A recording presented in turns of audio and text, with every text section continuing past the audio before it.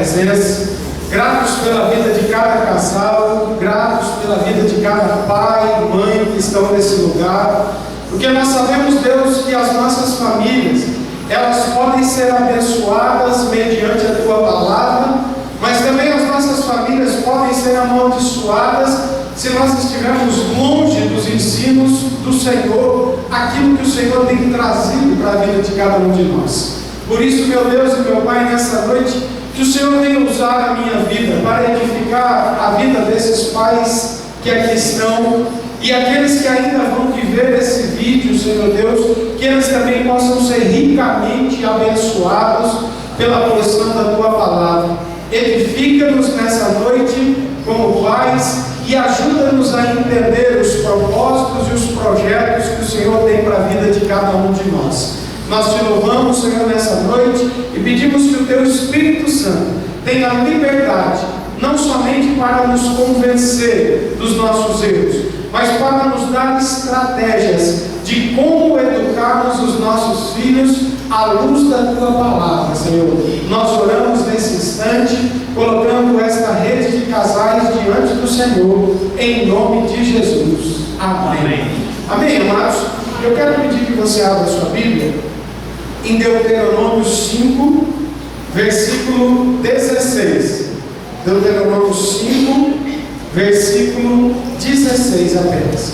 Eu quero ler esse versículo porque é um dos versículos que fala no Antigo Testamento sobre a promessa de Deus para as nossas vidas, para os nossos filhos, mas também ela faz um alerta a respeito daquilo que pode acontecer se nós não estivermos alicerçados na palavra.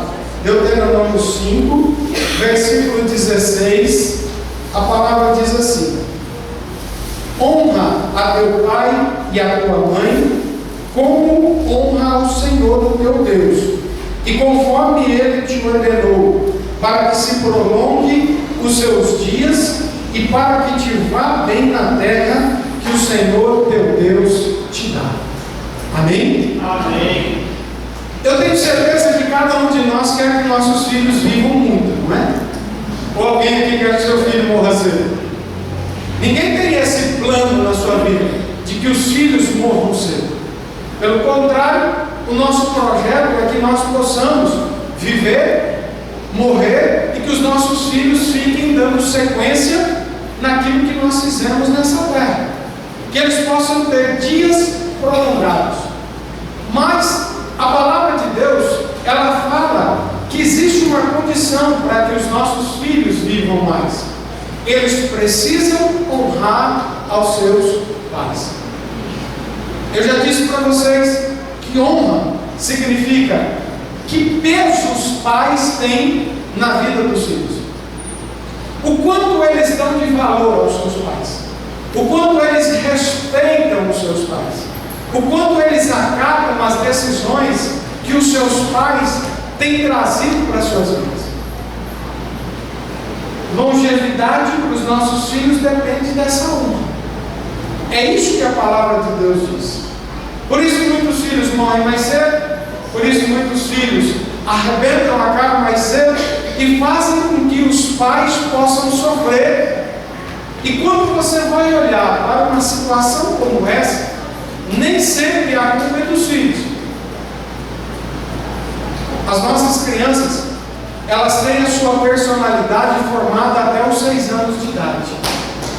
Se nós, como pais, até os 6 anos de idade dos nossos filhos, não conseguimos plantar no coração deles a necessidade de viverem como verdadeiros cristãos, como verdadeiros homens e mulheres, tementes a Deus, que saibam viver bem em sociedade e que tenham um comprometimento com a sua família, você pode ter certeza de uma coisa: nós vamos colher o fruto de não termos semeado lá atrás.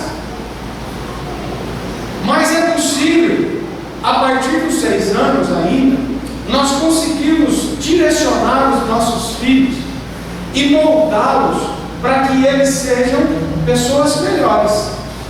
Porém, para isso, só existe uma forma é através da presença de Deus e da ação do Espírito Santo de Deus na vida de nossos pais e na vida dos nossos filhos.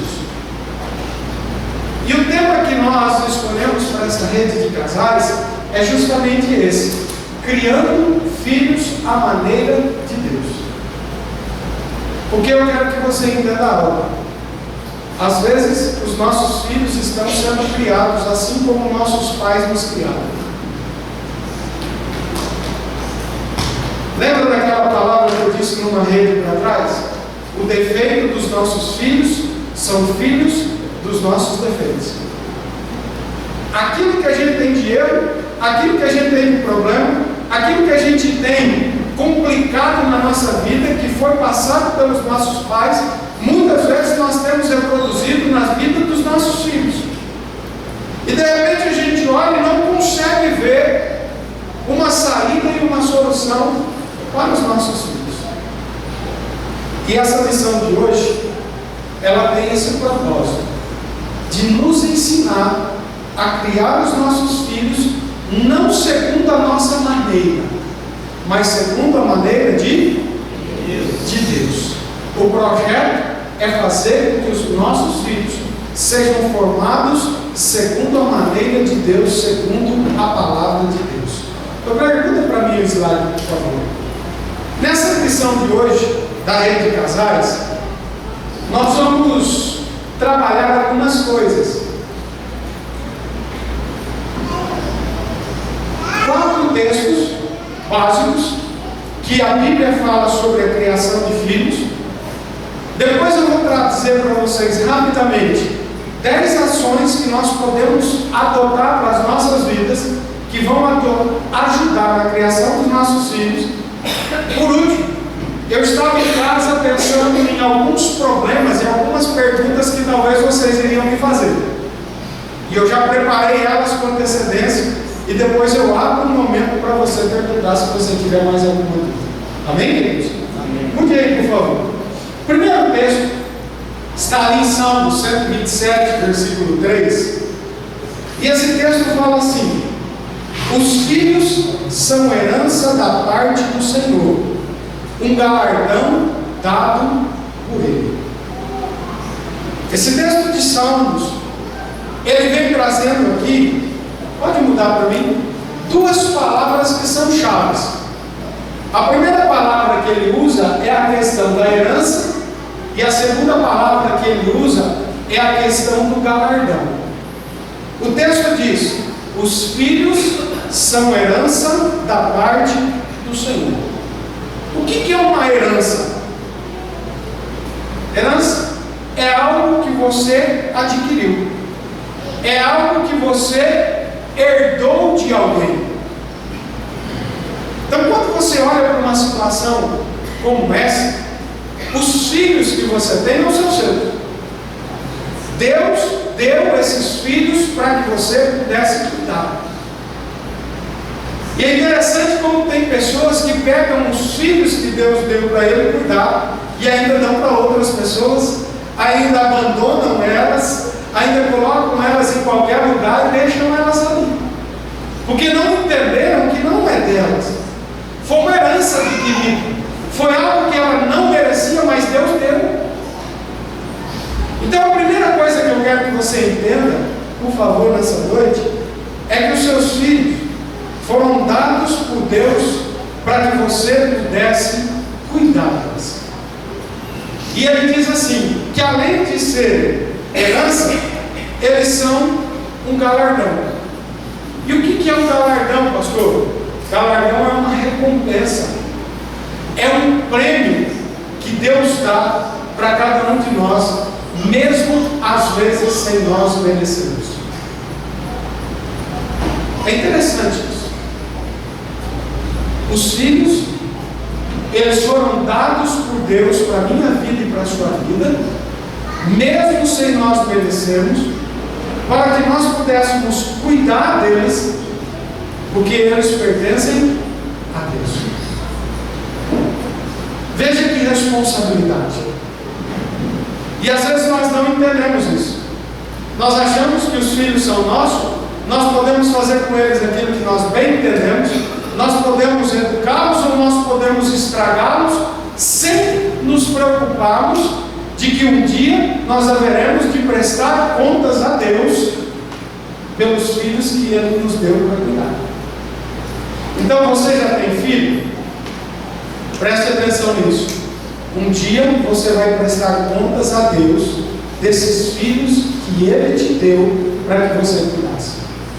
Se você não tem, na hora que o filho vem, aprenda desde já que é uma responsabilidade que Deus vai entregar nas tuas mãos e você não deve fazer qualquer coisa com ele, porque vai ter que receber uma recompensa por aquilo que você fez ou uma condenação por aquilo que você não fez.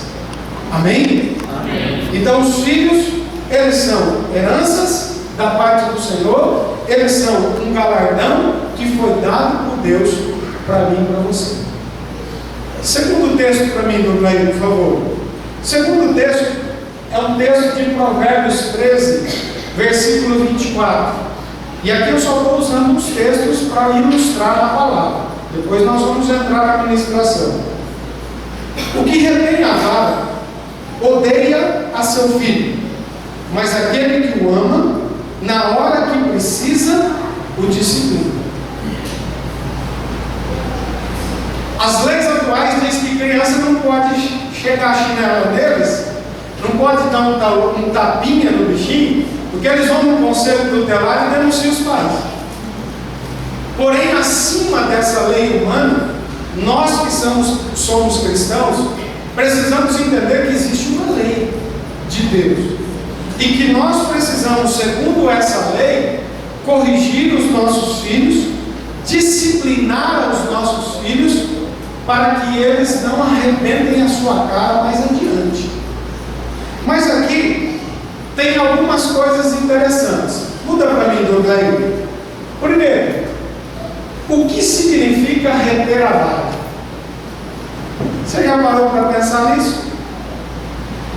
A palavra diz: o que retém a vara, ele faz o quê? Ele odeia o seu filho. Quando você pensa em vara, é claro que ele está trazendo um ensino a respeito de uma correção. E é interessante que ninguém de nós tem uma varinha guardada dentro de casa, né? Tem? Alguém aqui tem uma varinha que já deixa já? Tem guardadinha já? Tem nome, Tonha. Tem nome, chama Tonha, vara.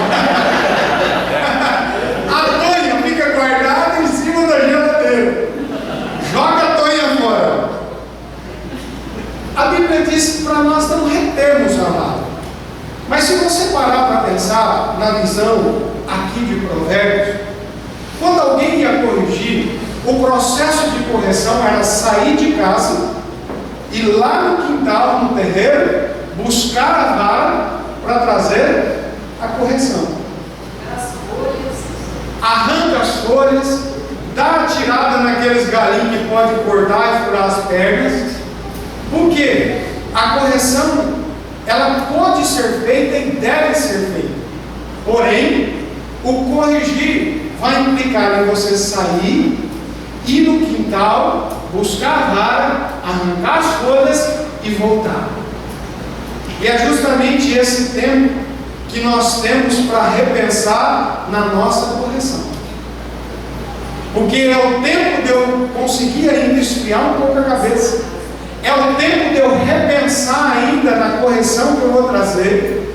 E quando eu voltar, ela não vai ser tão dura quanto ela seria se eu tivesse alguma coisa na mão naquele momento. Reter a vara, eu não devo fazer. É bem verdade que tem criança que precisa apanhar, mas tem criança que você não consegue corrigir apanhando todos os dias. E como eu faço, pastor? A tua correção deve ser mediante a natureza da criança. Tem moleque que tem que apanhar, mas o apanhar não deve ser com ira no coração dos pais. A correção, ela deve ser feita com amor. Mas o que eu acho interessante nesse texto é que ele diz que aquele que retém a vara, ele tem ódio do seu filho. Por que será que o pai que não chega a chibata do moleque, ele tem raiva do filho? Você já parou para pensar nisso? Porque tem muito pai e mãe que deixa o filho fazer aquilo que ele bem entende. Ele manda, ele comanda, ele faz o escarcéu, ele vai no supermercado, ele se joga no chão, aí ele agarra nas prateleiras e o pai e a mãe vai fazendo tudo que ele quer. Isso não é amar o filho. Isso é odiar o filho e tornar aquela criança um ser indesejável diante das pessoas. Então, reter a raiva, irmãos, é algo que a gente precisa entender. É um processo de correção que a criança vai se lembrar. Eu me lembro do couro que eu tomei com faca de pão da minha avó. Tentei correr. Ela correu, rodou a mesa, pegou uma faca de pão e bateu assim que as pernas ficou com tudo a serrinha marcada. Nunca mais eu me esqueci disso. Mas também nunca mais fiz aquilo errado porque eu tinha medo de apanhar de faca de pão. É a mesma coisa das crianças que têm medo da tonha. Na hora que eles olham, tem uma tonha. Então, opa, eu não vou fazer. E o corrigir com a vara, ele representa isso. Ele vai sentir. Não é bater para machucar. Não é bater para destruir. Não é bater para fazer com que a criança fique apavorada. Mas é para que ele se lembre de que uma correção dói. Fale, pastor. E é como o pai explicar o porquê ele está sendo disciplinado. Qual a regra ele desobedeceu? Porque às vezes a criança está apanhando e não está sabendo por quê. Por que eu estou apanhando? Porque eu acredito assim, quem é mais antigo aqui, era assim, uma aporontava, tinha 18 filhos, apanhava os 18, né? A mãe estava com raiva e batia nos 18. E os outros apanhavam sem saber porque estava apanhando, ou apanhava e ficava com raiva do mais novo que tinha aprontado e estava apanhando por causa dele. Isso gerava ainda mais discórdia. Lá em casa era assim, meu pai pegava e batia em todo mundo. Já entra todo mundo aqui, já se prepara que vai apanhar. Era para um não dar risada do outro. Para não dar risada do outro. E apanhava sem razão. E a Bíblia ela diz que nós precisamos corrigir. Olha só o que ele diz: aquele que ama, na hora que precisa, disciplina o filho. Na hora que precisa, é diferente de apanhar todo mundo para não rir do irmão que ia apanhar. Irmãos, o que é disciplina? Mudei para mim também. Você já parou para pensar? A disciplina nada mais é, olha qual é o significado dessa palavra: o treinamento para agir de acordo com as regras estabelecidas.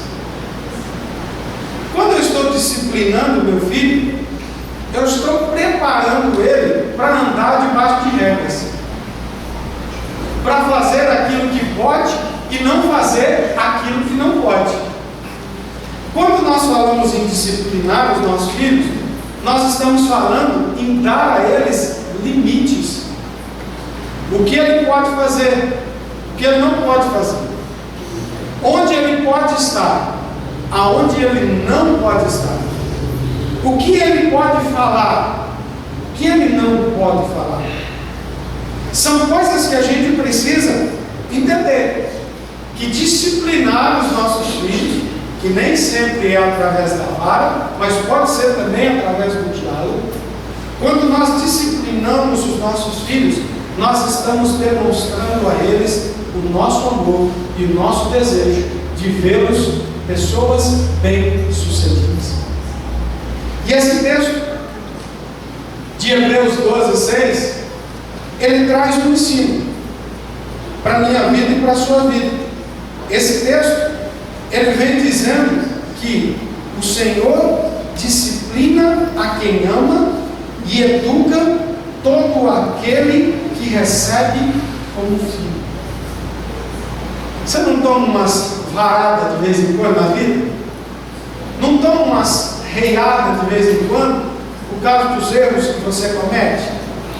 É a ação de Deus que me ama e que te ama como filho e que não quer que eu e você possamos nos perder. Agora, se Deus que é Pai faz isso comigo e com você, por que nós não fazemos isso com os nossos filhos? Nós preferimos pecar pela omissão de disciplinar, de moldar, de trabalhar na vida dos nossos filhos. Agora eu quero chamar a sua atenção para uma coisa, que é um erro que acontece dentro das nossas casas, e como cristãos nós não podemos ter isso. Vamos imaginar que eu vou pegar o Kleber e a Cibele. A Cibele chega em casa e vai corrigir a filha. O Kleber entra no meio e interfere na autoridade da mãe para corrigir a filha. Sabe o que vai acontecer com esse bichinho?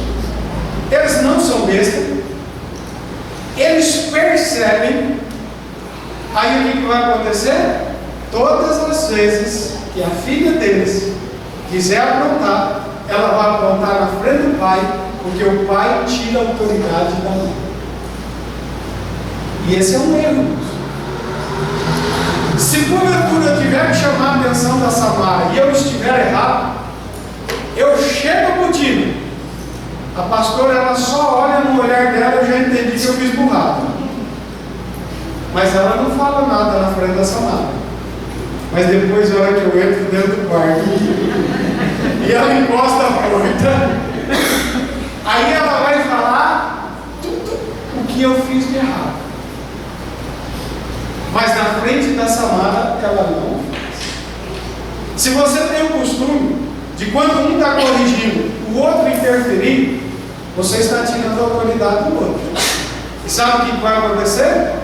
Você vai perder a autoridade para corrigir o seu filho, a sua filha, na hora certa. Nunca faça isso, para que você não perca essa autoridade.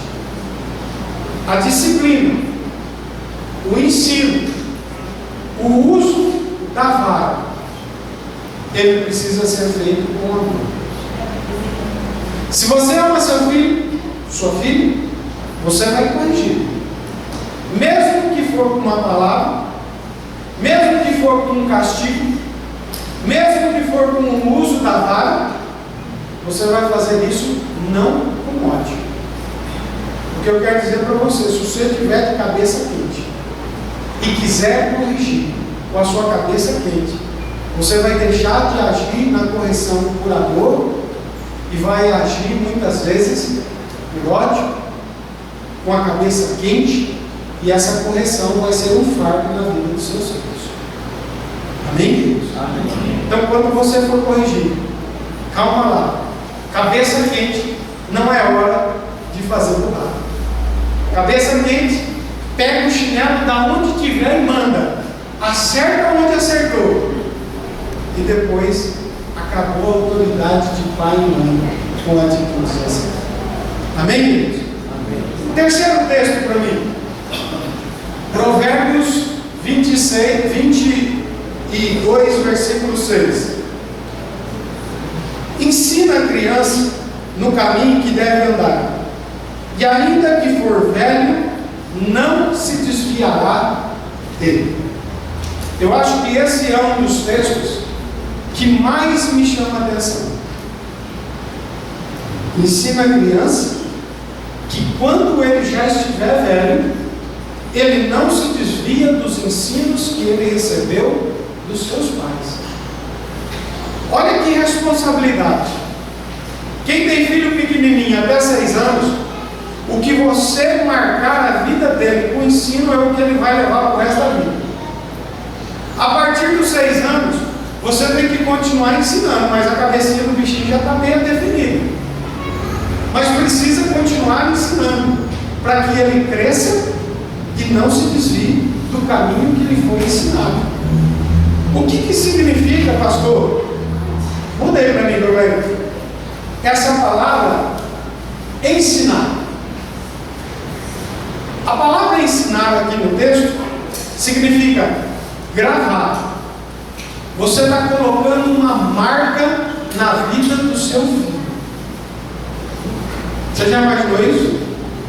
É responsabilidade do Rogério e da Paula marcar o Kaique e a Tissarina.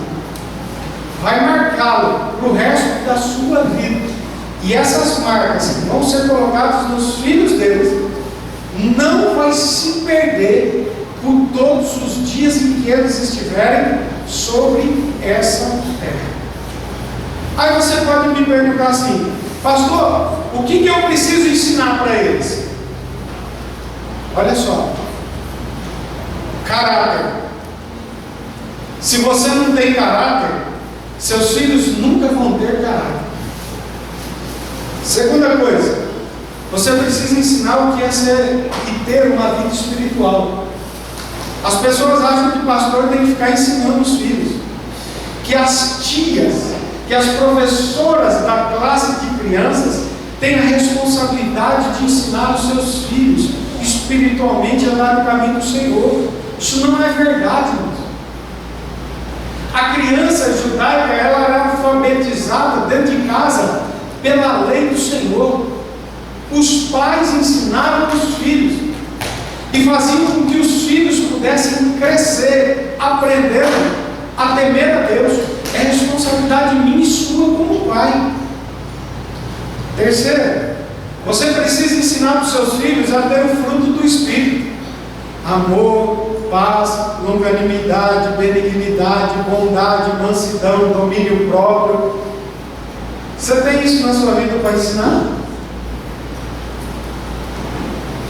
Tem uma pessoa que eu e a pastora conhecemos. Você imagina xingar e gritar na frente dos filhos igual grita. Moleque, não sei o que, filho daquele negócio, que não sei o que, e só vive gritando e amaldiçoando. Você acha que essa criança vai ser de que forma? Fruto do Espírito. Marcar a vida deles com honestidade, com sinceridade, com verdade, com uma conduta irrepreensível dentro de casa, fora de casa. A função de ensinar isso, irmãos, é minha e sua. Você e eu, como pai, temos que pegar os nossos filhos e sermos exemplos na vida deles para que eles possam viver isso todos os dias. Sabe o que mais? Ensinar nossos filhos a trabalhar. A lei está mostrando: a mulher não pode trabalhar, a mulher tem que fazer 18 anos, aí a hora que o bicho está barbado, quem ensinar a trabalhar ele não quer. É nossa função ensinar. E isso, se ele não pode trabalhar registrado lá fora, dá responsabilidades dentro de casa. Sua função, meu filho, é arrumar o teu quarto e o teu banheiro. Tua função, minha filha, lava a louça, arruma tudo, guarda e limpa. Função de vocês hoje é deixar a casa organizada. Começa a ensinar a trabalhar. Ensina o menino. Crava nele essas características para que ele possa crescer. O texto diz assim: ensina a criança o caminho. Muda para mim, meu velho. Pastor, que caminho é esse que nós temos que ensinar para os nossos filhos? Primeiro, o caminho da salvação. Sabe qual é a responsabilidade minha e sua como pais? Levar os nossos filhos até Jesus. Não é função da igreja pegar o seu filho, o filho de um crente, e ficar para ele: ó, você precisa se converter, você precisa aceitar que Jesus é o Senhor e Salvador da sua vida. Essa função é minha como pai. Essa função é sua como pai lá dentro de casa. A palavra diz assim em 2 Timóteo 3,15: e que desde a infância sabes as sagradas letras, que podem tornar-te sábio para a salvação pela fé em Cristo Jesus. Desde infância, você precisa receber a palavra que vai levá-lo à salvação em Cristo Jesus. Não me responda, mas quantos é que fazem os seus filhos lerem a Bíblia todos os dias? Quantos de nós chegam para os filhos e falam: filho, desliga a televisão agora, desliga o celular agora, porque agora você vai orar um pouquinho? Quantos de nós fazem isso? Quantos de nós cobra dos nossos filhos se ele buscou uma experiência com Deus naquele dia? A igreja não consegue fazer isso, mas você e eu, que somos pais, precisamos ensinar o caminho da salvação. Segunda coisa, que caminho, pastor? E aqui eu quero pegar um pouco, caminho da igreja. Eu dou graças a Deus, irmãos, que a nossa igreja é uma igreja privilegiada nessa questão da responsabilidade de trazer os filhos para a igreja. Nós temos quase 70 crianças matriculadas dentro da nossa escolinha, fazendo parte da igreja. E essas crianças sempre estão aí, participando dos eventos. A festa do Dia das Crianças, que só foi para o pessoal da igreja, tinha quase 70 crianças aqui, ninguém de fora. Mas é responsabilidade sua trazer os seus filhos na igreja. Eu já vi muito pai que fala para o filho: vai para a igreja, e ele não vai. O que o senhor vai fazer? Estou cansado, mas vocês vão para a igreja. Ensinar o caminho da igreja é processo que você tem que ensinar aos seus filhos. Mas para eles virem, você tem que vir junto. Você precisa ensinar o caminho da casa do Senhor. Que caminho que eu preciso ensinar, pastor? O caminho da conduta irrepreensível. Um homem e uma mulher de Deus, temente a Deus, vai ensinar isso para os seus filhos. E eu quero que você nunca perca de vista. Eu, como pai, como mãe, tenho a responsabilidade de ensinar os meus filhos a salvação, a estar na igreja e a andar no mundo de uma forma irrepreensível. Aí eu pergunto para você, quando eu devo ensinar? Você já parou para pensar? Não, eu vou ensinar meu filho no domingo. Eu vou ensinar meu filho na segunda-feira. Eu vou ensinar meu filho só na quinta-feira. É assim? Olha o que a Bíblia diz: ensinai a vossos filhos, falando delas assentados em vossa casa, andando pelo caminho, deitando-vos e levantando-vos. Quando eu devo ensinar para os meus filhos, pastor? Todo o tempo, meu irmão. Em todo o tempo você tem que estar ensinando os seus filhos. Cada oportunidade que aparece é uma chance que você tem de ensinar. Cada oportunidade que você tem de falar de Jesus para os seus filhos, de ensinar sobre uma conduta para os seus filhos, faça. Porque as oportunidades passam e depois não tem como você retomar no ensino que você está trazendo para ele.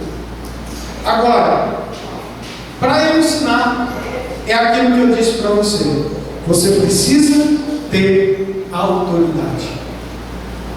Eu me lembro de uma história que eu contei há um tempo atrás, a respeito de um marido que traía a sua esposa. Aquele marido traía a esposa e ele usava sempre uma desculpa. Ele ligava para casa e dizia, falava assim para a esposa: bem, eu vou ter que chegar mais tarde hoje porque eu aumentou o serviço aqui no escritório e eu não consigo chegar cedo. Então você pode jantar com as crianças, você pode fazer o que precisa fazer e depois pode dormir porque eu vou chegar tarde. Mas ele saía com uma secretária dentro do escritório. E aconteceu que num certo dia ele marcou com a secretária, avisou que não chegaria em casa, mas de repente a secretária estava naqueles dias, dor de cabeça, dor nas costas, dor nos rins, Sabe aquele dia que tem que tomar 800 comprimidos de desculpa? E ele chegou de supetão mais cedo em casa. A esposa olhou e disse assim: mas, querido, eu nem preparei janta para você, porque eu achei que você não vinha, você ia chegar tarde, você avisou. Então, vamos fazer o seguinte: coloque os nossos filhos para dormir, que enquanto você coloca eles para dormir, eu vou preparar uma janta para nós dois. Aí o pai pegou o filho, levou ele para o quarto, colocou o filho deitadinho na cama, cobriu o filho e falou: fica com Deus, boa noite, filho. O filho olhou e falou: não, pai, todos os dias, antes de dormir, a mamãe senta na cabeceira da cama e ela lê a Bíblia para nós antes de dormir. O senhor vai ler. Diz que a hora que ele pegou a Bíblia na mão, a Bíblia pesava 500 quilos. Ele falou: como que eu posso ler a Bíblia para o meu filho em pecado? Aí ele virou para o filho e disse assim: filho, o pai está tão cansado, o pai está começando a ler a Bíblia que está dando dor de cabeça. Vamos fazer o seguinte: amanhã o papai lê a Bíblia para você. O pai está sem óculos e agora não dá. O filho falou: tá bom. Aí ele pegou a filha, levou para o outro quarto, falou: filho, papai vai com você para dormir, dorme com Deus. A menininha falou: dorme com Deus não. A mamãe todos os dias, ela senta do lado da cama e ela ora por mim antes de dormir. E disse que a hora que ele sentou do lado da cama, que ele fechou os olhos, a acusação vinha na mente dele: você vai orar? Quem é você para orar pelos teus filhos? E nisso que ele está ali, todo atordoado, todo atormentado, o molequinho saiu do quarto dele, veio, a mulher saiu, veio e viu que ele não estava bem, e de repente olharam para aquela situação, e a filha disse assim: mamãe, papai não consegue orar por mim, a senhora pode orar por mim? Aí o menino já olhou para a mãe e disse assim: mãe, ele não conseguiu ler a Bíblia, mas eu sei o que é isso, mamãe. É que o papai tem trabalhado tanto para pôr a comida dentro de casa, para a senhora não ter que trabalhar fora. O papai tem dado um duro danado para manter a gente nessa situação. Sabe, mãe, o dia que eu crescer, eu quero ser igual meu pai.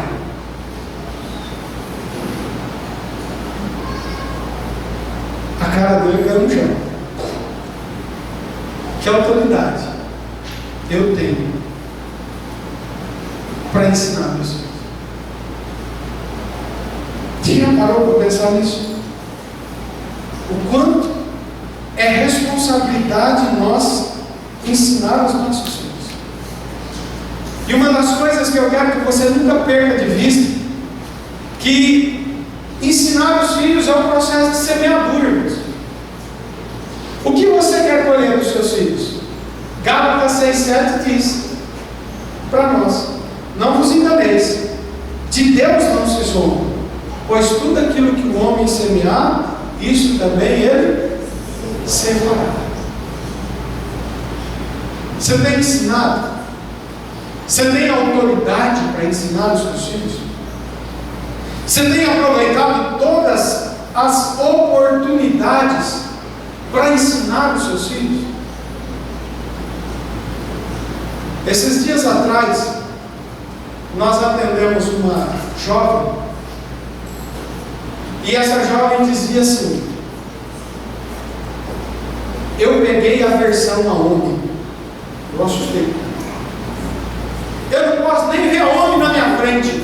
Eu falei: mas por quê?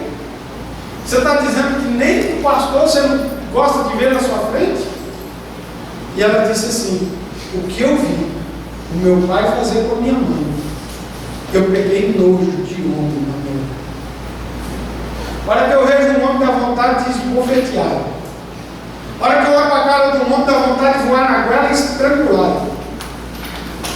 E você sabe que existe um grande perigo nesse sentido, que nós pais não sabemos ensinar os nossos filhos a andar nos caminhos que Deus estabeleceu para eles estabelecer. Irmãos, nós podemos influenciar até mesmo na vida sexual dos nossos filhos lá na frente. Uma postura errada minha como homem, da minha esposa como mulher, pode ser uma bomba na vida dos meus filhos. Eu nunca me esqueço de um testemunho que eu ouvi, de um menino que chegou, foi abraçar o pai, e a hora que sentou no colo do pai, falou: pai, me dá um beijo. O pai plantou a mão na orelha dele, jogou ele no chão e disse: tá virando viado, moleque.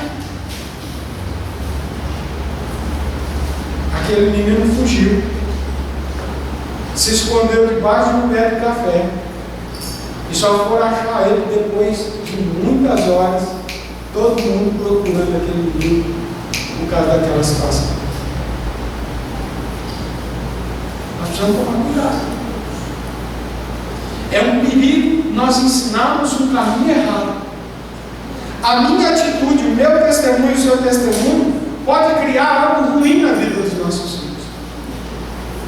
E o quarto texto de Provérbios 29:15 diz assim: a vara e a disciplina dão sabedoria, mas a criança entregue a si mesma vem ser vergonha para a sua mãe. Mude para mim do meio. Sabe por que muitos pais têm sido envergonhados? Porque nós não temos corrigido os nossos filhos na hora certa. Esses dias atrás nós estávamos numa festa. Você já viu aqueles molequinhos arteiros pequenininhos assim que correm? Daí a pouco o bichinho vai e tu que soco no pai. Empurra a mãe e bate no pai. De repente, encostou um senhor de idade para conversar com o pai. O molequinho chegou e pá na cara do senhor de idade. Eu não sabia se eu chorava, se eu ria, se eu pegava o moleque, se eu batia no moleque, se eu batia no pai ou batia na mãe. Vergonha. Qual é a mãe aqui que já viu aqueles molequinhos bonitinhos no supermercado que saem assim nas prateleiras? Eu quero dar nome, quero dar nome, quero dar nome, quero dar nome, não dá nome, ele se joga no chão e grita. Que alegria para os pais aqui lá, né?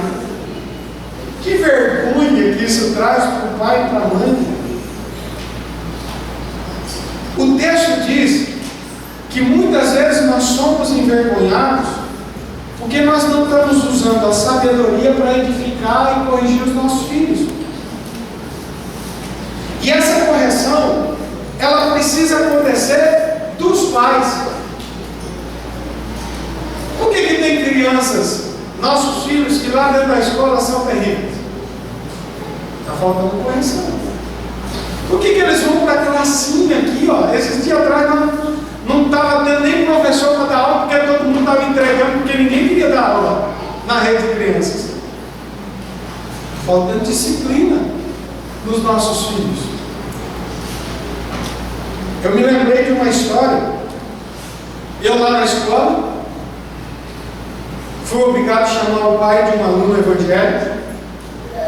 E quando o pai do aluno evangélico chegou lá, ele meteu o dedo no nariz do moleque e falou: você devia ter vergonha na cara, você está atrapalhando, você é uma vergonha para mim, você não sei o que, você não sei o que, você não sei o que. O menino olhou e disse assim: quem é o senhor? O senhor não xinga lá em casa? O senhor bate na minha mãe na nossa frente e agora está dando uma de santo? Está querendo mostrar que é algo que você não é? Uma das coisas, irmãos, que nós precisamos entender é isso. Precisa haver sabedoria da nossa parte para corrigir. Porque senão isso vai trazer vergonha para você. Você gosta de ser envergonhado na escola? Ser chamado na escola? Você gosta de ser envergonhado na rua por causa do testemunho dos seus filhos? Mas a Bíblia é clara: quando nós não corrigimos, nós somos envergonhados. E sabe um texto que me chama a atenção? É Efésios 6,4. Vós pais, não provoqueis vossos filhos a ira, mas criai-os na disciplina e e na admoestação do Senhor.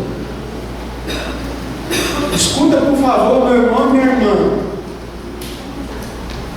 Tanto o excesso de disciplina como a falta de disciplina, ela vai fazer com que os teus filhos possam ser gerados em ira. Pais muito duros vão gerar ira no coração dos filhos. Pais frouxos vão gerar ira no coração dos filhos. Você precisa achar um meio termo. Você precisa saber que tem hora que vai precisar vara, mas tem hora que precisa de um diálogo. Você precisa entender que tem hora que você vai precisar impor limites para eles.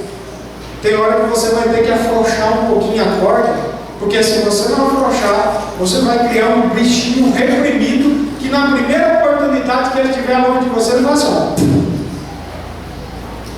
Ele se arrepende. Cuidado, porque hoje o teu excesso de disciplina vai afastar o seu filho de você, mas a falta de disciplina também pode afastar o teu filho de você, e ele vai ser disciplinado lá pelo outro. Você vai chorar por isso. Amém? Amém. Esses são textos básicos da palavra que eu acho que todo mundo usa, mas eu gostaria, manda aí para mim, Gabriel, de passar 10 ações que podem nos ajudar na criação dos nossos filhos. Isso aqui é rápido. Primeira delas, eu leio. Devemos orar juntamente com os nossos filhos, sempre que possível, pois nós somos autoridade espiritual e sacerdote sobre suas vidas. Impõe as mãos, ministre cura e libertação em seus corações. Sabe de quem é a responsabilidade de exercer o sacerdócio dentro de casa? Você é marido. Na ausência do marido, da esposa. Ore mesmo por eles. Põe a mãozinha na cabeça dos bichinhos. Ora. Quem de nós ora pelos nossos filhos? Ah, pastor, eu faço a minha oração na hora de dormir. Deus abençoe os meus filhos, que o dia deles seja abençoado. Senhor Deus, só benção, benção, benção, benção. Livra ele do mal, amém. Sabia que tinha até uma criança que um dia veio até o pastor, preocupado, falou: pastor, eu estou atormentado. Por quê? Eu tenho um medo de um tal de malamém. É um tal de meu pai olhar e falar: livra do malamém. Tem medo disso aí. Mas você faz isso pelos seus filhos? Você senta com eles e ora pela vida deles? Você põe eles ali, de vez em quando, põe a mão na cabeça deles para abençoá-los, para decretar a vitória, um futuro abençoado? É função sua. Se você não faz, alguém vai pôr a mão na cabeça dele e pode lançar até maldição. E essa maldição não vai ser quebrada, porque a tua mão não está lá. Amém? Amém? Segundo conselho: cuidado para não dar preferência para um dos filhos em detrimento dos outros. Quem tem mais de um filho precisa tomar cuidado, porque sempre tem aquele mais amoroso, aquele mais carinhoso, aquele que vive ali puxando a sardinha para o lado do pai, para o lado da mãe. Ele se torna o preferido. E o outro começa a olhar e se sentir o patinho feio. Lembra de José do Egito? A Bíblia diz que o pai faz para ele uma túnica talara, uma túnica colorida, e essa túnica dizia que esse era o filho preferido. Os outros irmãos não via a hora de pegar e arrebentar com ele. De quem foi a culpa? Do pai. Cuidado, irmão. Às vezes você dá preferência. Meu sonho é ter uma filha. Aí a filha é do toquinho, os moleques é tudo esquisito. Eu queria ter um homem, porque o homem vai jogar futebol, o homem vai pescar comigo, o homem vai andar comigo a cavalo, o homem vai não sei o quê. A filha dos outros fica de canto. E nós geramos problema dentro da nossa casa. E isso é sério. Eu nunca me esqueço do nascimento da Samara. A Samara, quando nasceu, ela nasceu justo no dia do aniversário da Bia. A festa da Bia planejada, a bolsa da pastora rompe no dia do aniversário e a gente corre para a pastora para ter a Bia lá em Tupã. E a Bia, a Samara lá em Tupã. E a Bia fica na festinha de aniversário sem pai e sem mãe. Só com o vô. Olha que festa boa. Meu pai e minha mãe não estão aqui, ela tem 4 anos de idade. Viemos de lá. Daí a pouco, com 20 dias, a Samara pneumonia. A pastora vai para Marília, fica mais 5 dias. 7 dias em Marília com ela internada. Volta a pastora. Na hora que a pastora chega em casa, a Bia vem correndo. Mãe, pai. E eu dei um grito com ela. Fica quieto, menino. Ela já agachou no cantinho e começou a chorar. Não me bate, pai, não me bate. Olha. Sabe o que podia ter gerado ali? Eu doido para ver meu pai e minha mãe e eles me mandam calar a boca. A gente precisa tomar cuidado. Porque a nossa atitude pode destruir a unidade entre os irmãos e pode fazer com que um se sinta mais do que o outro. Amém? Amém. Quem tem um filho só já se prepara para o segundo. Quem tem 2 ou 3, marra a garça para não dar preferência para nenhum. Terceiro cuidado. Terceira ação, desculpa. Mostre para eles que você lê a Bíblia e ora. Eles precisam ver esses referenciais dentro de casa. Pais que têm comunhão e intimidade com Deus. Seja fiel, pois isso reproduzirá fidelidade no coração dos seus filhos. Irmãos, nossos filhos precisam ver a gente lendo a Bíblia, viu? Não, pastor, meu horário de ler a Bíblia e orar é 11 horas da noite, todo mundo já está dormindo. Não, eles precisam viver na sala com a Bíblia aberta. Eles precisam ver você às vezes orando, ó. Não atormenta o pai e a mãe agora, porque o pai e a mãe agora vão orar. Eles precisam ver isso. Porque senão eles não vão aprender a fazer. E não adianta você ficar para ele e falar assim, vai para o teu quarto e lê. Ele vai olhar para o teu quarto e falar, você não lê? Vai orar. Eu nunca ouvi você orar. Você está querendo cobrar de mim o quê? Reproduza isso na vida dos seus filhos. Quarto, vá para a igreja. Leve a sua família. Mandar ir sozinho não é opção. Eu tenho que ir levá-los comigo. Irmão, sabe uma das coisas que eu mais gosto de ver? Quando os filhos começam a enxergar os pais, e os pais têm ministério, e eles vão na mesma rota. Eu tiro o chapéu para o Edson e a Flávia. A minha negona era mulher de oração. Não que o Edson não seja. É que o Edson dorme mais que a Flávia. É o melhor deles.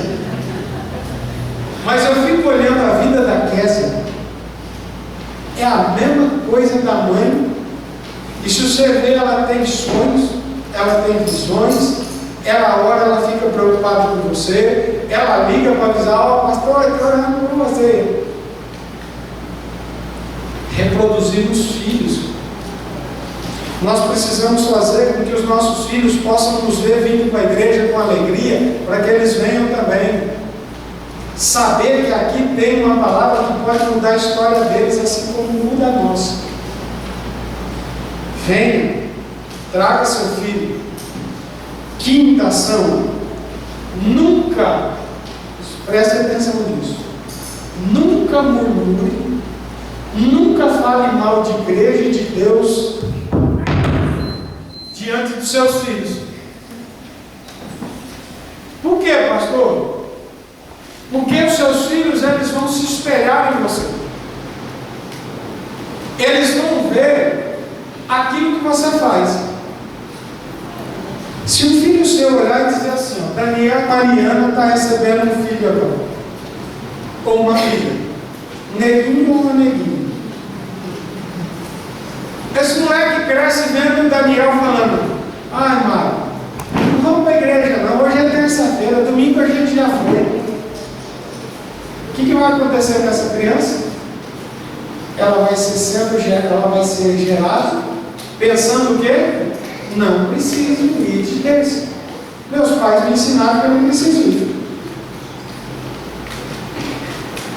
Nossa, ser crente não vira nada. Nossa, aquela igreja não presta. Você acha que seu filho que se espelha em você, ele vai seguir o teu ensino? Ou ele vai seguir o ensino que a palavra de Deus mostra? Cuidado com aquilo que você tem semeado. Sexta, nunca seja omisso na educação dos seus filhos. Presta atenção nisso, porque isso é sério. E nunca dê razão para os seus filhos se ele não tiver razão. Sabe qual é a coisa que nós mais enfrentamos na escola?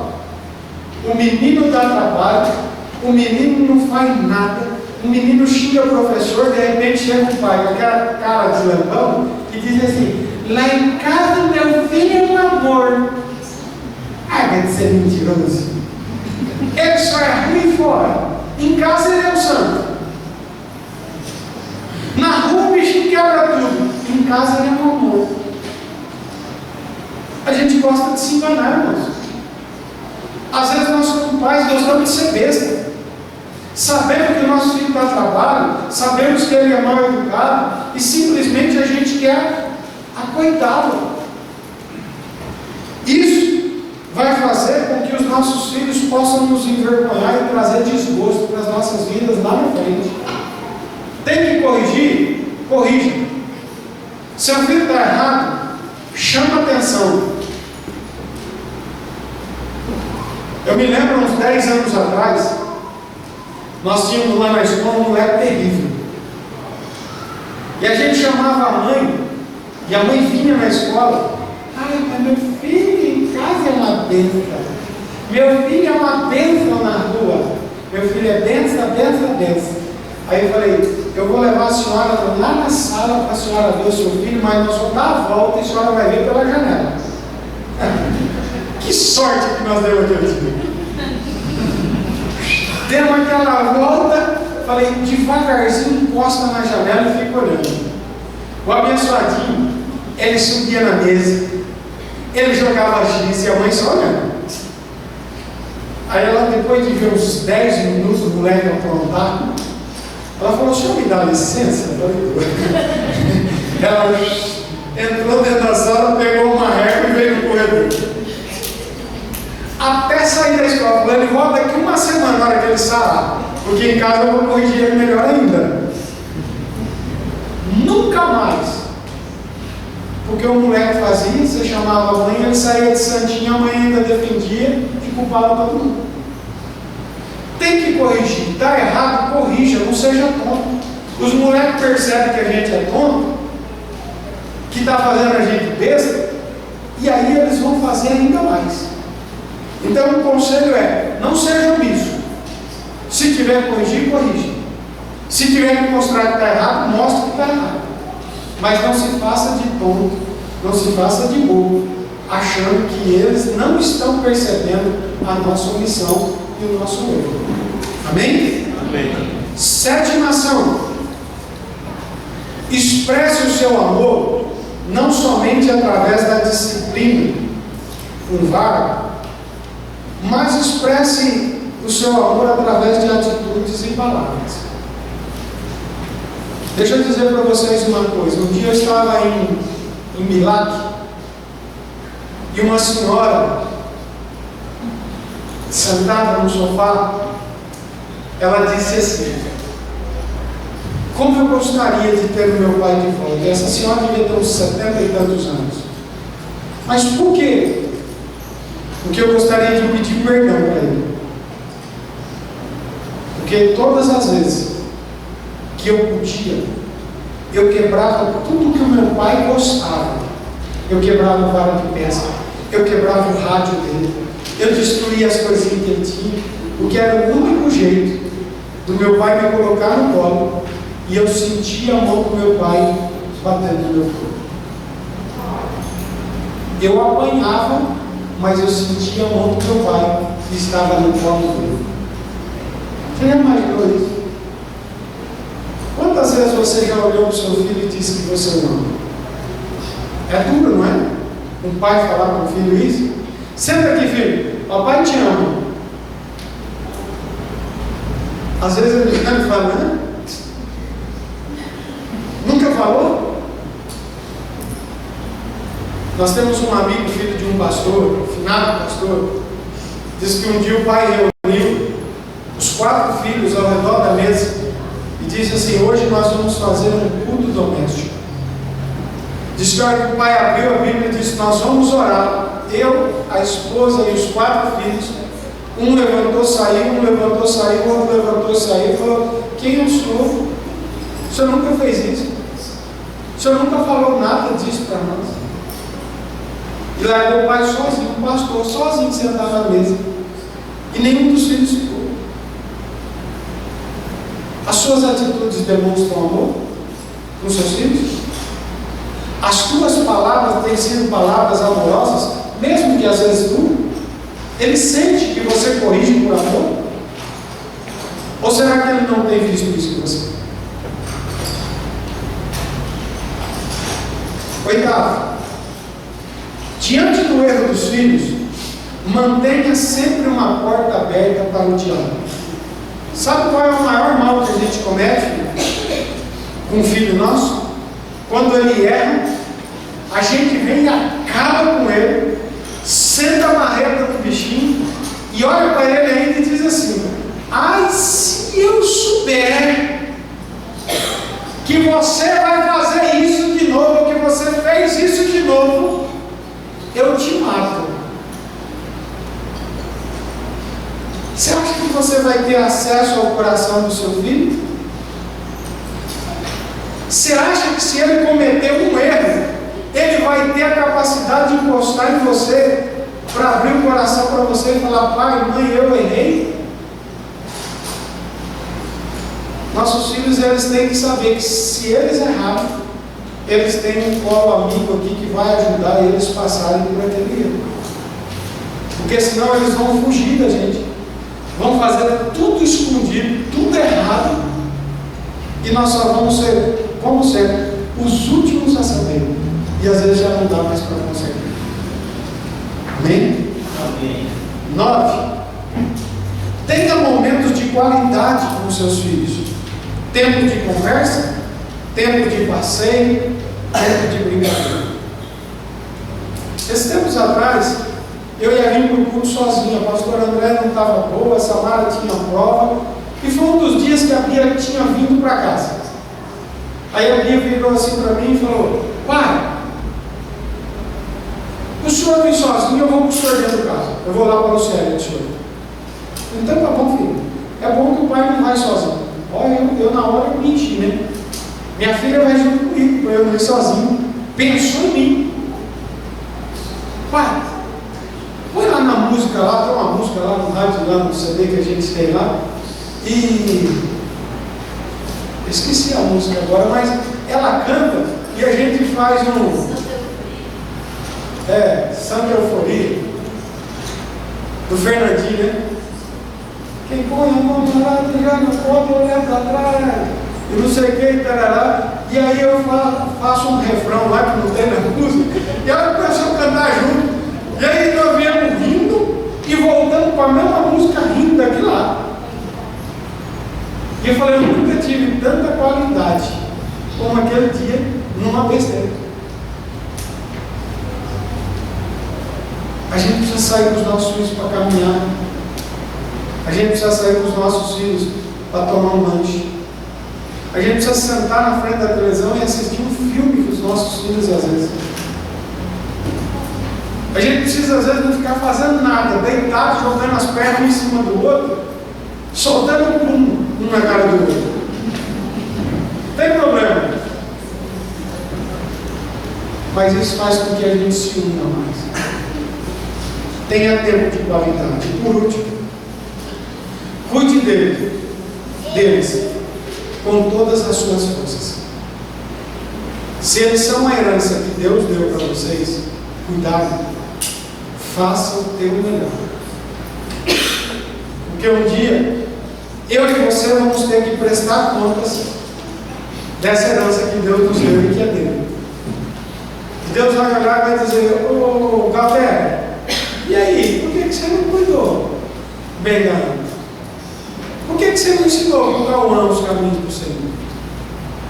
E aí não vai ter jeito de chegar e falar: Deus, mas eu era muito ocupado, olha minhas unhas, cheias de graxa que a Simone não limpou. Eu falei que eu ia falar assim. Eu falei que eu ia falar. Não limpou minhas unhas, cheias de graxa. Não deu tempo. Não tem como. Diante de Deus não tem como nos omitirmos da verdade. Então aprenda que você tem que fazer o melhor. Porque um dia você vai dar conta do seu filho, da salvação do seu filho, de como ele se portou aqui na terra, e se ele foi um homem ou uma mulher de Deus ou não que trabalhou para Deus. Amém? Amém.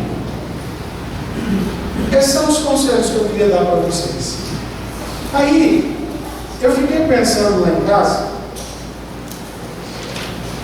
em 4 perguntas, e depois eu vou abrir para você perguntar para mim, se você quiser e se a gente tiver tempo. Tem 15 minutinhos. Primeira pergunta que eu pensei, que talvez seja uma dúvida sua: pastor, o meu filho não me obedece e não quer fazer aquilo que eu mando. Como agir? A gente passa por esse problema? Sim ou não? Sim. Ele não quer obedecer. Ele não quer fazer aquilo que eu mando. Irmão, nós precisamos entender que nós estamos travando uma batalha entre carne e espírito. O mundo está querendo levar nosso filho para lá. O mundo quer levar o nosso filho para o inferno. Agora, o que vai precisar da minha parte e da sua parte? Sabedoria para educar os nossos filhos. Ele não me obedece, pastor. Ele não quer fazer aquilo que eu estou mandando ele fazer. Você está estabelecendo princípios para ele praticar? Você tem colocado limites dentro da sua casa? Porque tem muita criança que não obedece porque não tem limite. Não faz porque não aprendeu princípios bíblicos. Não sabe o que é temor, não sabe o que é honra, não sabe que vai morrer mais cedo. Você precisa ensinar. Você precisa colocar esses princípios na vida dos seus filhos. Gálatas 5,17 diz que tem essa guerra entre carne e espírito. Um lado querendo puxar o filho para a desobediência, o outro para a obediência. Você ora por ele? Você põe a mão na cabeça deles? Você ensina eles a andarem nos caminhos de Deus? Você é referencial para eles? Se você fizer isso, eu tenho certeza que ele vai trilhar atrás de você. Agora, se ele não tiver, aí vai ficar mais difícil. Como, pastor, que eu vou fazer para ele me obedecer? Tem autoridade. Tem hora que precisa cortar o que ele está fazendo. Tem hora que precisa tomar o celular do bichinho. Tem hora que precisa desligar o computador. Não, você não vai. Você está de castigo. Fica em casa. Agora, quando a gente não tem essa autoridade, irmãos, pode esquecer que não vai dominar mesmo. Quando é marmanjo, pastor? Quando é marmanjo, aí tem que orar. Porque só Deus na causa, né? Enquanto a gente consegue dominá-los, que estão debaixo da nossa cobertura, que ainda são menores dependentes de nós, é uma coisa. Quando os bichinhos são donos do nariz, já é mais difícil. Mas o Espírito Santo pode mudar. Então cabe a nossa oração, nosso testemunho e a nossa atitude de ensinar, sempre, sem desanimar. Amém? Segunda pergunta: pastor, eu travo uma batalha diária, mensal, anual com os meus filhos que querem participar das festas mundanas. A gente passa por isso, sim ou não? Sim. Sim, né? Você imagina um pastor que tem 2 filhas. Chega na escola, os amiguinhos falam assim: esse mês é festa junina. Seus filhos não vão dançar na quadrilha? Seus filhos não vão vestir roupa de caipira, pintar a barba, pôr um cigarro de paia na boca sem fumo dentro? Sua filha não vai remendar o vestido? Não. Mas por que você é careta? Não. Porque as festas juninas são festas estabelecidas para 3 santos. Quem são? Santo Antônio, São João e São Pedro. Festa junina em comemoração a esses 3 santos. Agora, minha filha é crente. Eu vou deixar minha filha pôr o vestidinho, vai. Viva São João! Viva! Não. Minha filha é serva do Senhor e só adora um Deus, não adora santos. É interessante, irmãos, que a palavra do Senhor, lá em em 1 Coríntios, capítulo 10, é claro que você não vai achar na Bíblia isso. 1 Coríntios 10, versículo 19 até 23, diz assim: que digo, pois? Que o sacrifício ao ídolo é alguma coisa? Ou que o próprio ídolo tem algum valor? Antes digo que essas coisas que eles sacrificam estão sacrificando para demônios e não para Deus. E eu não quero que vos torneis associados aos demônios. Não podeis beber o cálice do Senhor e o cálice dos demônios. Não podeis ser participantes da mesa do Senhor e da mesa dos demônios. Ou provocaremos no Senhor? Somos acaso mais fortes do que Ele? Todas as coisas são lícitas, mas nem todas convêm. Todas as coisas são lícitas, mas nem todas trazem edificação. Ou eu sirvo a Deus, adoro a Deus, ou eu vou servir lá aos santos. E se eu, que sou pai, autorizar a Bia e a Samara a participar, eu estou plantando no coração delas que não tem nada de mais servir a santos. É um princípio que eu preciso adotar. É fácil ensinar para o filho isso? É fácil chegar lá na escola e dizer: olha, meu filho, minha filha não vai participar? Eu sei que não vai. Porém, ou eu me posiciono, ou eu abro legalidade para que os meus filhos possam estar debaixo dessa ingerência. Princípio. Pastor, agora dia 31 tem o quê? Halloween. Uma festa brasileira? Uma festa que Halloween é uma festa que vem dos celtas antigos, que de repente os escandinavos levaram e esparramaram pelo mundo e chegou nos Estados Unidos. E lá colocou a festa do Halloween, dia 31, antes do dia 1º, que é o dia do que, segundo os católicos? Dia de Todos os Santos, que é um dia antes do que? Do dia dos mortos. Olha que bom, né? Primeiro, festa das bruxas, festa dos santos e festa dos mortos. Às vezes a igreja não entende isso. Agora, pastor, o que é a festa das bruxas? Se você for estudar o que é o Halloween, é uma festa que celebra a saída dos espíritos dos mortos do cemitério, que vão em procura de pessoas vivas para entrar nessas vidas. Você já parou para pensar nisso? Quando eu estou lá numa festa de Halloween, eu estou caracterizado, não é isso?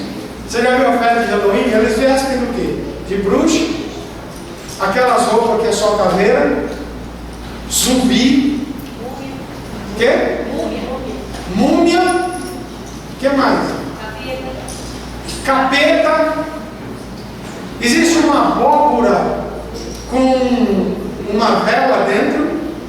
Você já procurou analisar o que é isso? Abóbora com uma vela dentro. Um tal de Jack faz um pacto com o diabo e ele prende o diabo e simplesmente o diabo, para liberá-lo, porque não tinha poder sobre a vida dele, tinha que fazer um monte de pacto, não sei o quê, dá para ele uma lanterna e a boca com uma vela dentro daquela lanterna. Pacto com o diabo. Aí você pega os vestimentos, espíritos que são mortos, que saíram do inferno, que estão incorporando a vida de uma pessoa. E de repente você fala assim: não, vamos pôr nossos filhos maquiados de demônio, de não sei o quê. Você já imaginou espiritualmente que peso isso tem na vida dos nossos filhos, irmãos? Se você falar para mim, pastor, a Bia Samara vai participar do Halloween, minhas filhas não. Minha filha não é bruxa, minha filha não é morta, não é espírito morto, minha filha não anda em trevas, minhas filhas elas são da luz e têm a vida de Deus. Amém. Então não vai. Quer ver outra festa que pega sobre a vida dos nossos filhos? Carnaval. O que é o carnaval? Ah, vai fazer uma festinha lá na escola, mas é inocente. Vai soltar umas musiquinhas e eles ficam lá rodando na quadra.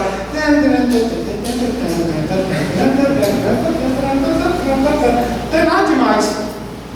Espiritualmente tem. Por quê, pastor? O que é carnaval? Festa da carne. O significado de carnaval é festa da carne. Sabe quando a festa do carnaval foi estabelecida? Século 8 depois de Jesus.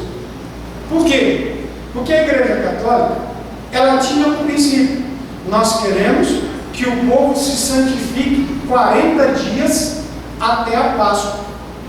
E o que é os 40 dias na linguagem católica? Quaresma. Então 40 dias eles iam se santificar para chegar na Páscoa. O povo queria ficar 40 dias em abstinência? Não. Então o que nós vamos fazer? Nós vamos fazer antes da Quaresma a festa do Carnaval. Então agora nesse dia, chuta o parte, regaça, bebe, fuma, prostitui, vocês mandam couro mesmo, arregaça com a vida dos seis, e depois 40 dias vocês se santificam para poder participar da Páscoa. Aí eu pergunto para você: se nós lutamos para ser santo, eu vou permitir que um filho meu possa estar participando de algo que está dizendo é a festa da carne, um momento de extravasar o pecado para que depois se santifique? Não. Princípios, irmãos. É isso que, se nós não semearmos na cabecinha dos nossos filhos, quando eles crescerem, eles vão achar que é normal. Meu pai e minha mãe não falavam nada. Eles nunca me ensinaram sobre isso. Então, tudo bem. E olha, deixa eu ler o texto aqui de Gálatas para vocês. Gálatas 5. Você vai me dizer se isso aqui tem no carnaval ou não. Gálatas 5, versículo 16 em diante. Andai no Espírito, e jamais satisfareis os desejos da vossa carne. No carnaval as pessoas satisfazem o desejo da carne, sim ou não?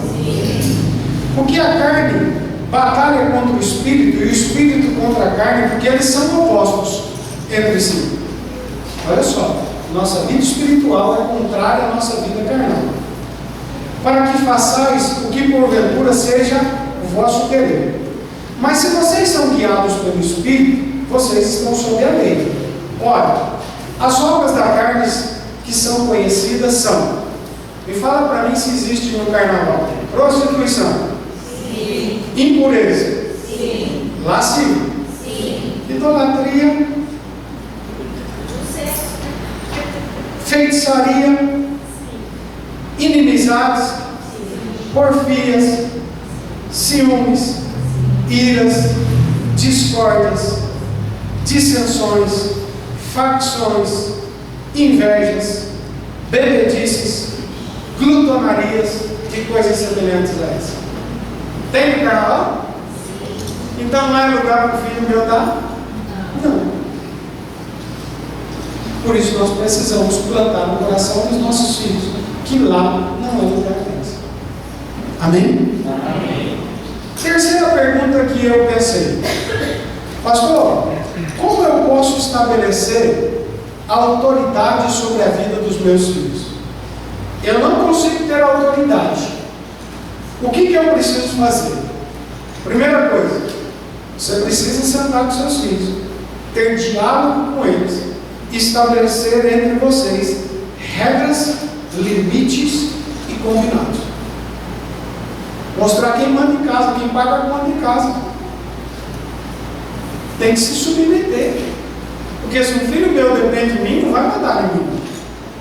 Ele precisa entender que sou eu que tenho essa autoridade. Então faça isso. Segunda coisa, mostre que toda atitude tem uma consequência. Seu filho aprontou, castigo. Não está te obedecendo? Vara no bicho. Está fazendo coisa errada? Toma o celular. Tira a internet. Está aprontando, desobedecendo? Não vai para a rua. Vai de casa para a escola, escola a casa, casa igreja, igreja casa. Acabou. Você tem obrigação dentro de casa, meu filho e minha filha. Vocês vão arrumar quarto, vocês vão arrumar banheiro. Às vezes eu chego assim, em casa, a hora que eu entro no banheiro das meninas, assim, às vezes está de ponta cabeça. Eu chego na porta do quarto com aqueles tapinhas tranquilo, né? Delicado. Pode levantar, vai arrumar o banheiro, vai pôr a roupa no centro, não sei o que, vai só. Tem que ter regras. Porque se você não fizer isso, você não vai ter autoridade. Terceiro, seja firme, mas seja também amoroso. Os nossos filhos sabem que a nossa firmeza, quando ela é exercida com amor, eles vão fazer. Agora, se eles não percebem a nossa firmeza e nem o nosso amor, isso vai gerar no coração deles revolta. E quarto, explique aquilo que a pastora disse: o sim e explique o não. Ô pai, eu quero descer com a turma lá no jardim para fumar narguilha. É isso, tá? Narguilha? Narguilha? Narguilha? Lê. Não vai. Por quê? Porque você não vai. Por que eu não vou? Por causa disso, disso e disso. Ô pai, eu queria sair com meus amigos e ir lá para Oswaldo Cruz. Porque vai ter um show do Paralamas do Sucesso. Não é da época de vocês, não é da nossa época, mas é. Eu não sei nem as bandas novas lá. Filho, você não vai. Mas por quê? Ó, filho, você vai pegar a estrada, seus amigos bebem, vai dirigir embriagado.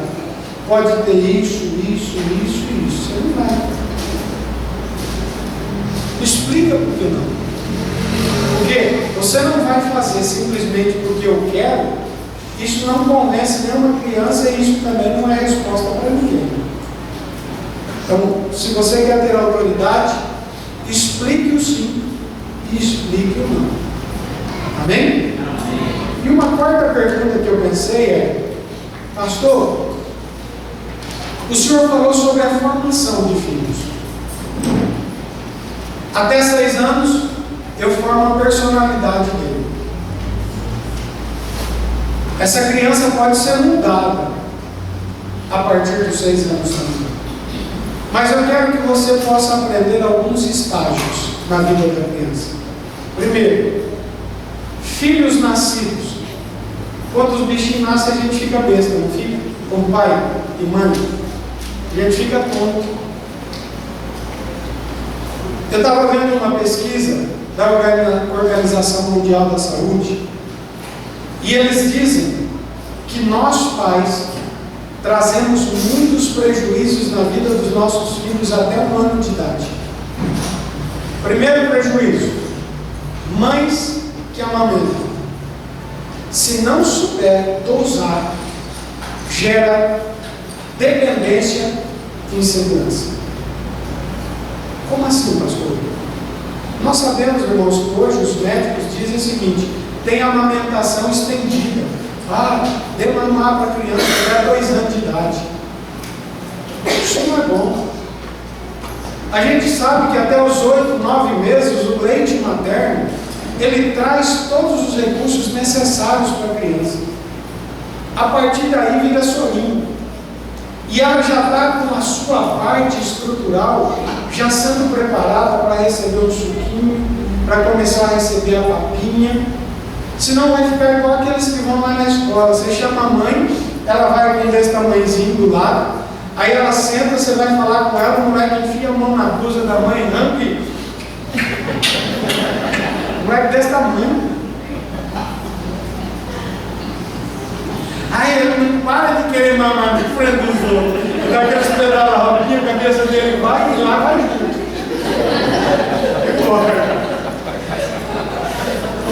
Só toma cuidado. Precisamos saber até o momento certo de introduzir as comidas e não gerar essa dependência, essa insegurança. Segunda coisa que a Organização Mundial da Saúde fala: cuidado para não colocar filhos dormindo no meio dos pais. A cama se chama cama de... não é cama de mãe com filho, e nem de pai com filho. A cama é do casal. Eu e a pastora André fomos chamados lá em Quinópolis, numa casa, e o cara disse assim para nós: eu já estou cansado do meu casamento. Por quê? Porque o meu filho dorme no meio, e eu não tenho intimidade com a minha esposa. Quando ele dorme, a gente levanta para ir para o outro quarto, o bichinho, na hora que percebe que a mãe mexeu na cama, ele levanta para trás. E sabe o que a mãe fez? Está usando a criança de muleta. Porque ela quer fugir do marido, ela põe o filho no meio.